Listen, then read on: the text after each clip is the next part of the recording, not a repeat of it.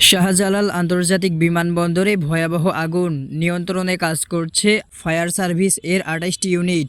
হজরত শাহজালাল আন্তর্জাতিক বিমানবন্দরে কার্গো ভিলেজের একটি অংশে আগুন লেগেছে। আগুন নিয়ন্ত্রণে কাজ করছে ফায়ার সার্ভিসের ২৮টি ইউনিট, সঙ্গে যোগ দিয়েছে বিমান বাহিনী।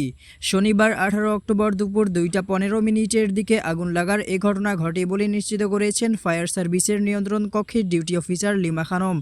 কার্গো ভিলেজের এ অংশে আমদানি করা পণ্য মজুদ রাখা হয়। অগ্নিকাণ্ডের এ ঘটনায় অবশ্য বিমানবন্দরের ফ্লাইট চলাচল এখনও তেমন বিঘ্ন ঘটেনি। হজরত শাহজালাল আন্তর্জাতিক বিমানবন্দরের নির্বাহী পরিচালকের মুখপাত্র মোহাম্মদ মাসুদুল হাসান মাসুদ জানান, কার্গো ভিলেজের পাশে একটি অংশে অগ্নিকাণ্ডের ঘটনা ঘটেছে। আগুন নিয়ন্ত্রণে ফায়ার সার্ভিস, বাংলাদেশ বিমান বাহিনী সহ বিমানবন্দরে দায়িত্বরতরা কাজ করছে। ফায়ার সার্ভিস ও সিভিল ডিফেন্সের মিডিয়া সেলের কর্মকর্তা তালহা বিন জসিম জানান, বিমানবন্দরের ভেতরে ৮ নম্বর গেইটের কাছে স্কাই ক্যাপিটাল এর অফিস ও ইম্পোর্ট কার্গো এরিয়ায় এ অগ্নিকাণ্ড ঘটেছে। দুপুর ২টা ৩০ মিনিটে খবর পেয়ে ফায়ার সার্ভিসের ৫টি ইউনিট ঘটনাস্থলে যায়।